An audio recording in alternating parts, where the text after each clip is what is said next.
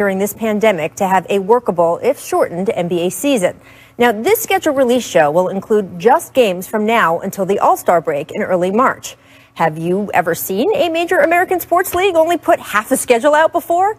Yeah, me neither. But the league wants to maintain flexibility in case of COVID-related delays and postponements.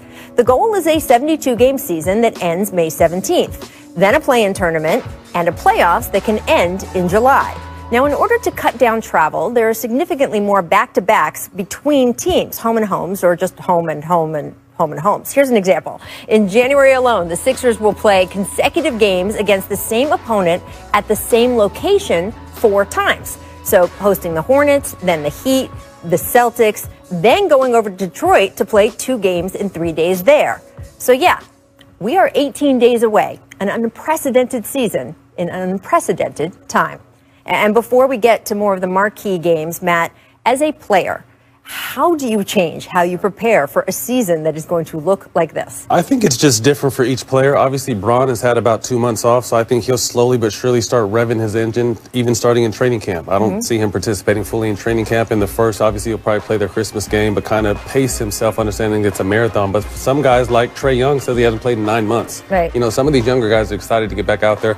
At the end of the day, I think they understand how special this is. If 2020 has taught us anything, it's not to take anything for granted. So no matter what the circumstances are, back-to-back games. I remember the lockout season, Paul, we first came back. We played, 3 games in 4 nights? Yeah. Like, it was crazy. So these guys are excited to get back out and play, but I expect the superstars to ease their way into the season. What about you, Paul? These athletes, NBA players are the most adaptable athletes in the world. I mean, since I've come into the league, like Matt said, we've had 3 lockouts. Right. You know, we had 50-game seasons. We started on Christmas. We had a bubble. I mean, we just coming off a season that said this was unprecedented. Now we're coming to another season. The league, the players, they're ready for anything. It's about just being ready mentally. We already know they're going to be in physical shape. I mean, they're going to do something they haven't done before. They're going to play in their arenas without fans. They're going to play back-to-back against the same teams in the same arena. So there's nothing these NBA players can't do. I mean, I don't put nothing past them. They'll make the adjustment. Because at the end of the day, they're just still playing basketball. I mean, considering what's going on in the world, these guys are getting to play basketball, so they'll be ready. Well, I know you guys are all creature of habit, though. You have your game day routines, but those have been disrupted already for any team that participated in the bubble. So people are kind of used to throwing it all up in the air, just like the rest of us are with all of our lives, right? We all had our routines, and those went out the window. All right, as was released earlier this week, here is the opening week national TV slate. Now, on opening night, we have December 22nd on TNT. KD finally making his official Nets debut and gets to face his former team, the Warriors. Would have been a little more juicy with Clay there, but boy, that's still a really good matchup. Followed by ring night in LA as the Clippers face the champion Lakers. Hey, ring night, of course they bring the Clippers. Of course they do. I'm not sure if I come out of the locker room when We're going to collect that and we're going to make you watch. On December 23rd, Giannis and the Bucks facing the Celtics on TNT.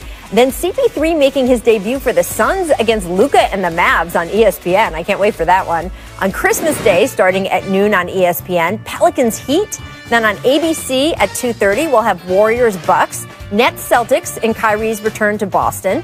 Mavericks Lakers at 8, Luka LeBron. And finally at 10:30, Clippers Nuggets in a Western Conference Semis rematch. Now, Paul, I know you are a huge believer in Luka's star potential. Is he ready to be opposite LeBron for the Christmas primetime game? I mean, I would have put KD in that spot. You know, I mean, he's a young up-and-coming star, and he's must-see TV. I mean, but he's not there yet, not opposite of LeBron. You know, you got to say either Giannis or KD, someone of that stature. But, you know, the kid is must-watch TV, and he's puts up hell of a stats. And he did get a triple-double the last time he played against Bron. Those games have been good. I mean, so I don't mind it at all. It's probably the truth. I love it. I mean, it's there. Luka's next in line. I think he's in line still. I say within the next 3 to 4 years, it'll be Luka's league. And I'm saying within that 3 to 4 years, he still might take an MVP. But I think, you know, there's still some guys ahead of him, like Paul said. But he's definitely must-watch TV. What he did in the bubble, what he's done since he's touched this game has been so special. So I'm excited to see him go against Bron on the big game on Christmas Day. And that leap he made from year 1 to year 2 was unusual, so unusual, right? And then what he's going to do from there, we can only wait and watch. Now, one of the other marquee days in the first half of the schedule is, of course, Martin Luther King Day, featuring 5 nationally televised games. The first 2 are going to be on NBA TV and the last 3 on TNT, concluding with Bucks-Nets and Warriors-Lakers. Now, ABC is going to have 7 games starting January 30th through the All-Star break, including 5 Saturday primetime games. This is a good schedule. Lakers-Celtics, Warriors-Mavs, KD back in Golden State, Heat-Lakers finals rematch, Clippers-Bucks, and I mean, there's so many good matchups here. Paul, what do you want to see most from these marquee showcase matchups? I want to see KD versus Giannis. Because, look, in many people's eyes, we know LeBron just showed everybody he's still the best in the league. Giannis is a 2-time MVP, but still might not even be the best in the Eastern Conference. Right. With KD coming back. So I'm intrigued to see, like, that matchup right there. And then KD being off so long, like, look, saying, I'm back, y'all. I know he's been the MVP the last 2 times, but I'm still in the league.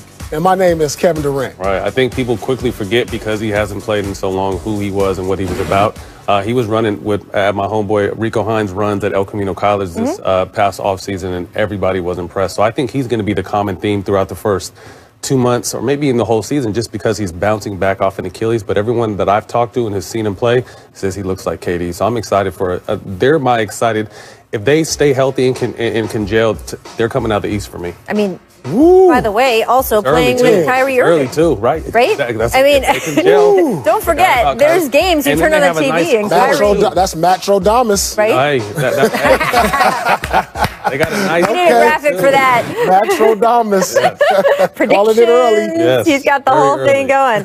No, I mean, you could be, turn on your TV for Kevin Durant and get the Kyrie Irving show, right? Yeah, I mean, there are nights where nobody handles the ball like that. That's what makes them scary. And you got to think the rest of their core, too. They still got a good, solid, young core, too. Re-signing Joe Harris, having Karis LeVert and DeAndre Jordan and Dinwiddie. I mean, and then, Steve had the Steve Nash experiment. And those guys respect him. And I'm interested to see what kind of mind he brings to that kind of team. So the Nets, if they can stay healthy and get that chemistry, they're going to be scary this year. Now, Paul, I don't know when you guys first got to the Nets. Maybe it was the last time everyone put the Nets all over the national TV schedule, Christmas Day, ABC games. Maybe after you're there for a little less so. But now the Nets are back, ladies and gentlemen. They're definitely back. And we will see what happens. All right, coming up in this show, after a transaction frenzy the last 2 weeks, where will Russell Westbrook, John